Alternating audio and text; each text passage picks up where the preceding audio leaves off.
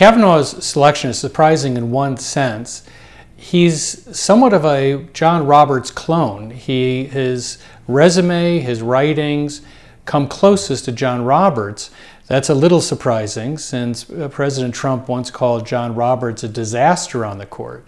Kavanaugh is the perfect candidate for many Republicans in Washington. He is, in fact, someone who has been tailored by the conservative legal community, the establishment in Washington.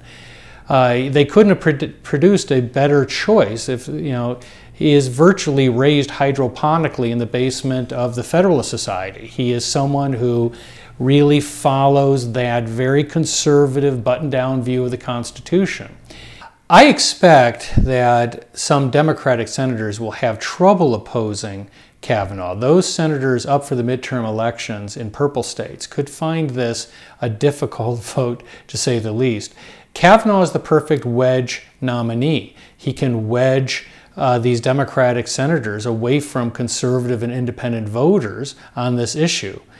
Kavanaugh is unlikely to make a lot of mistakes. He tends to be buttoned down. He tends not to go too far off the script. So for these Democratic senators, this vote could be quite important, not just to the country, but to themselves. The odds are that Kavanaugh will make it through confirmation, and it's very likely that he will pick up a couple of Democratic votes. The question will turn entirely on whether some Republican senators really mean it, that they want assurances about Roe v. Wade, or they want assurances about his view of presidential power. They really aren't going to get that. What a nominee gives these senators is plausible deniability.